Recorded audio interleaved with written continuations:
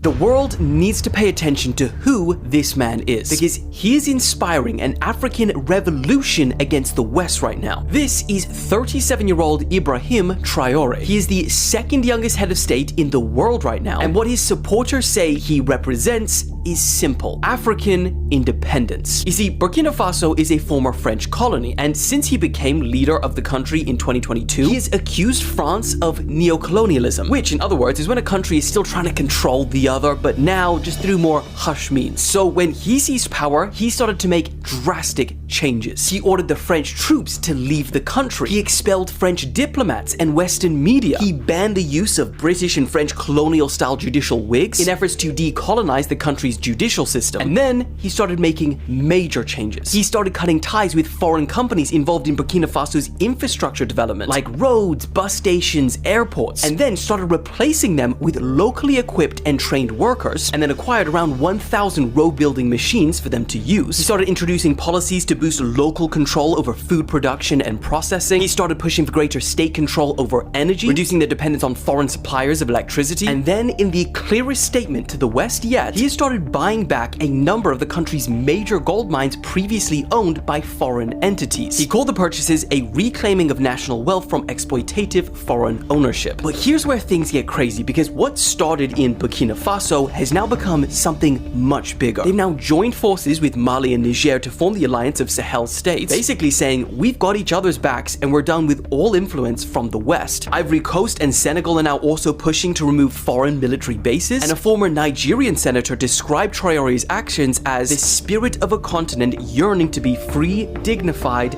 and prosperous. And that is exactly why we're seeing it slowly transition from one country in Africa to Africa as a whole. Because the question that's increasingly being asked is, why is such a resource-rich continent that literally powers the world so poor themselves? Now, here's the problem. We've seen revolutions like this in Africa before, and they haven't ended well. Back in the 1980s, Thomas Sankara led Burkina Faso with almost the exact same vision Traore has now, rejecting foreign aid, nationalizing roads and railways, and calling for true African independence. But just 4 years later, he was assassinated. His policies were reversed, and French firms regained contracts for roads, railways, and ports in Western Africa. So is Traore walking that same path? We don't know. But there are reports that he has survived 19 assassination attempts in 2 years. However, not all those claims have been verified. And it's also important to note that Traore has his critics. Some call him a dictator because he rose to power in a coup. He's postponed elections, he's banned the media, and he's cracked down on dissent, and critics saying no country has ever developed under democracy.